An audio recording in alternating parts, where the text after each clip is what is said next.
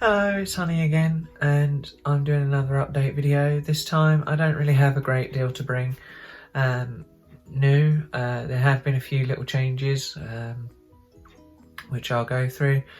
Still in recovery from my face, and still noticing difference and improvements over time, which is nice. They're very slight, but all the areas that I mentioned previously are improving still.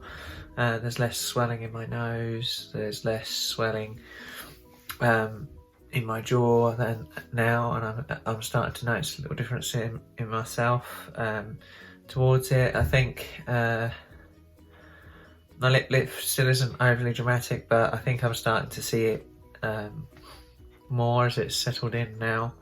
And so yeah, I'm happy with most of it. I have rescheduled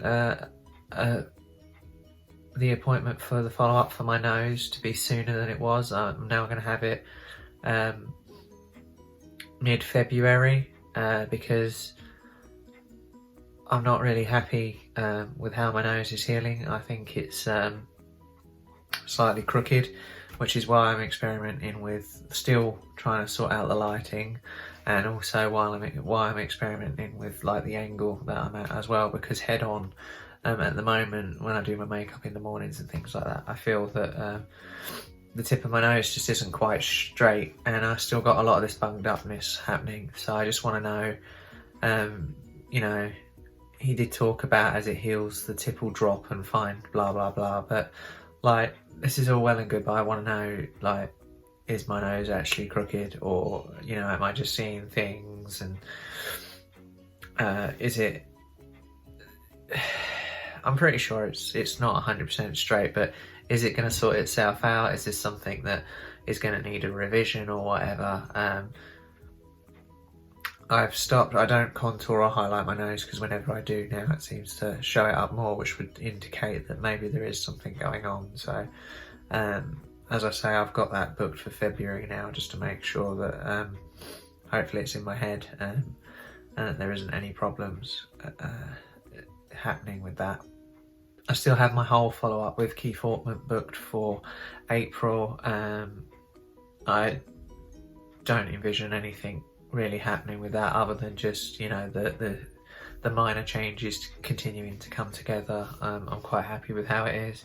The scars continuing to fade, although it is still very visible, but it is continuing to fade. I have now managed to get rid of my centre parting, as I said about in the last video. It was annoying, although sometimes it does sort of try to keep reappearing, but slowly over time it's getting the message, and yeah, it's coming together slowly. So I'm quite happy with it.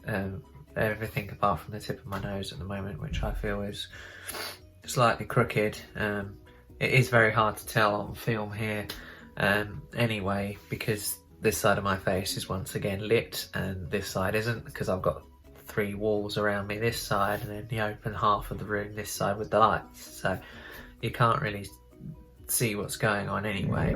So other things that have changed recently, there is, at least when it comes to the patches, seems to be a national shortage of the HRT patches at the moment.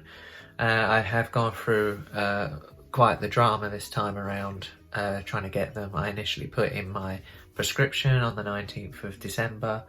I got back a prescription, nobody was able to fill it. They said go back and get singles, which is what I had to do last time for the prescription. So I went and took it back. They issued them all as single prescriptions, so I could shop around. Still, no one could fill it, and that was with Everol. So then one of them said, "Oh, we'll get changed to this brand. Here's 2 brands. Change to these brands. We can get them for you." So I did change to said brand, and then immediately went back to said pharmacist that initially said this to me, and they were like, "Oh no, we haven't got any of that." And at this point, you know, with Christmas in the middle as well, so, you know, all these times I'm going back to the doctor and asking for the prescription to be changed, it's like another week lost, because I've got, you know, 48 hours of a working week to get through, and then on top of that, you know, I have to use a day off if I can to take the prescription back and drop it off, another day off to pick it up, you know, again, when it's actually ready, and it's not always ready the same week. So I keep going back, getting these prescriptions, then getting told, no, we can't get that for you. So it's just week after week after week after week. Finally, I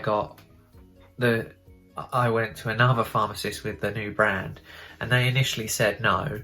Well, several pharmacists with the new brand, and they initially said no, and then I was kind of getting a bit arsy about it and said, like, well, you know, their attitude of both the doctors and the pharmacists both seemed to be, well, it's not our fault. You know, the pharmacist, it's not our fault if, you know, we can't fill it if they put down a specific brand or whatever. And then it, like, the doctors are just like, well, it's not our fault that the pharmacist can't fill your prescription. So, you know, as usual, everyone's pointing fingers at everyone else, and it's not down to the patient. It's not the patient's fault that you can't supply them with the medication that they need. The second week of January, and I had my last 2 patches on at the time when I was there, which were already due to be changed. I was just, you know, eking out what little life they had left in them before switching to, you know, patches which were effectively not my dosage anymore. I didn't have any left in the correct dosage, so I would have had to have gone back to some old stock that I just had left over that would have been better than nothing.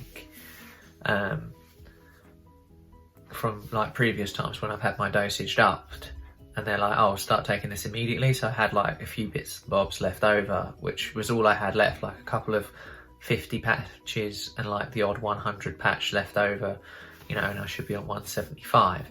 So, you know, I could have made up like 150 mils, which is still 25, or milligrams, which is still 25 milligrams short, but it would have been better than nothing.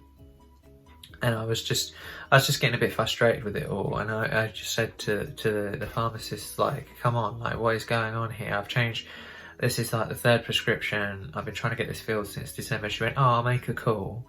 And lo and behold, she makes a call, and she's like, oh yeah, we'll get it in tomorrow. Like, it was so difficult. So I'm on a new brand now, and that brand is Estroderm.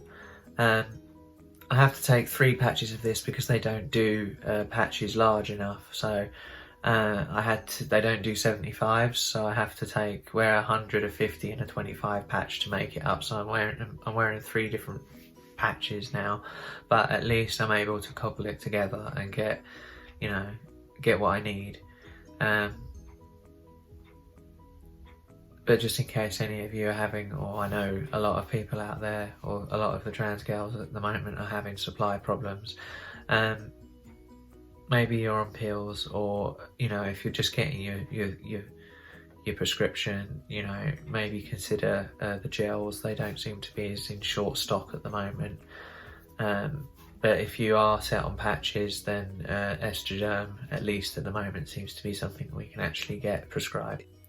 And finally, just the local group that I go to at the moment is getting an influx of a lot of new girls, and it's really good to see it growing and doing well again. It's always nice to be as somebody that's 3 or 4 years into the process, nearly 4 years into the process, to be able to give people coming into the community a bit of help and support, whether that's just transport to the group itself or personal advice on what I've done, etc. It's nice just to be able to do that for people.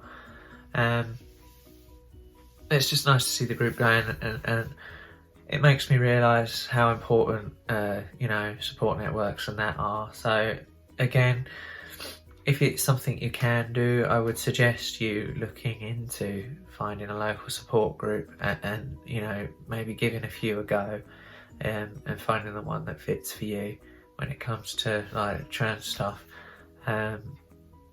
Otherwise, you know, if you're in a position where you can, perhaps you could be the person that starts one locally if you feel you know, that it's something that's lacking and it's something that you'd like to have. Then there is a chance that you could start one up and maybe attend. It is possible to find free locations to meet at. You know, it can just be a local friendly LGBT pub, you know, or you can actually find, you know, locations a bit quieter. For example, one of the locations we frequent is a local uni that makes a dorm area available for us to use. Another one is a local church hall that's you know, that has the ability for you to rent and is you know, LGBT friendly in that as well. So you can do it. Not every group that starts up will survive, but if you can find one that is good, then I highly recommend you get yourself along. And you know, not everything you're going to hear there is necessarily going to be meant for you or help you personally, but just to have a bit of time in your own community sometimes can be enough. So I suggest if you can get some support, then do so. Anyway, I know it's been pretty brief, but I haven't really got much else to update in this one. So if there's some sort of question or stuff that you would like to know about my previous FSS or any of the topics that I've covered in this, then obviously you can leave a question or contact me on my social media. So thank you, bye.